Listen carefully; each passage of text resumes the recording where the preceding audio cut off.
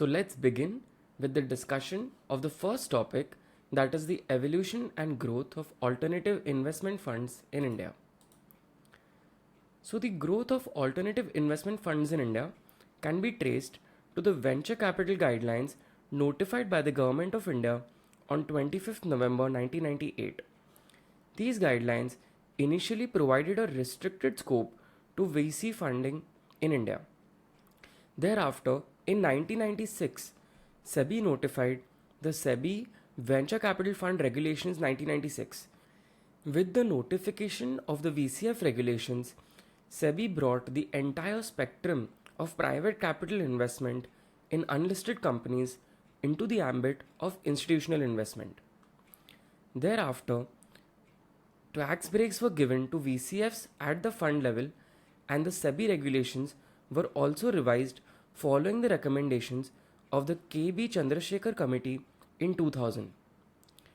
In the growth phase that followed from 2003, with the emergence of a strong domestic capital market and the impressive growth of corporate India, many venture capital funds and private equity funds emerged with offshore capital as well. Many domestic institutions such as ICICI, UTI, etc., evolved into full fledged private equity players.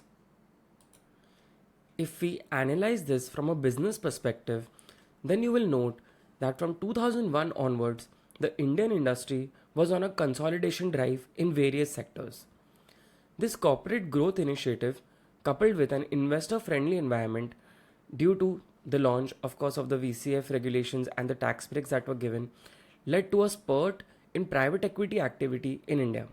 Arguably, the very first private equity transaction in India is a $292 million investment made by Warburg Pincus in Bharti Televentures, and this resulted in a successful IPO in 2002. Initially, private equity activity was largely confined to the IT sector. However, we noticed that by 2008, the sectoral bias was largely removed, and we saw private equity being extended to several other factors. In addition, the Indian market also saw the emergence of buyout transactions spearheaded by funds such as Blackstone, KKR, and Actis. In the aftermath of the 2008 global financial crisis, the industry was subdued till 2012. However, this industry was revived and growth started to pick up after 2012 due to the introduction of the SEBI Alternative Investment Fund regulations, which are also currently in force. And the period between 2011 and 2019 can be termed as a consolidation phase in this industry, which led to some of the older funds exiting and new funds consolidating their presence. This phase also marked the transformation of a VC and PE industry into an AIF industry.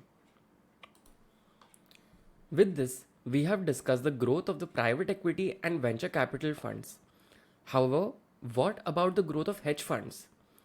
So, hedge funds are described as an investment fund that used incentive fees, short selling, and leverage to maximize returns for the investors. Over time, hedge funds began to diversify their investment portfolios to include other financial instruments such as fixed income securities, convertible securities, currencies, exchange traded futures contracts, commodity futures, and commodity options, etc. So, foreign investors were investing significant funds through hedge funds and fund of funds, which were set up in foreign jurisdictions.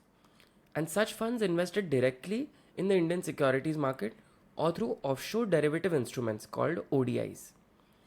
These ODIs were issued by FIIs, that are foreign institutional investors, against underlying Indian securities.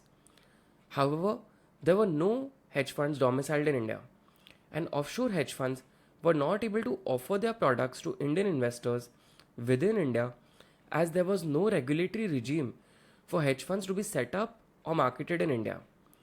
Considering the lack of separate regulation for hedge funds and other restrictions under FEMA, hedge funds had limited options for marketing their products to Indian investors. Taking all of this into consideration, SEBI provided a limited window up to 2012 for hedge funds to register under the SEBI Foreign Institutional Investors Regulations as FIIs with some additional safeguards.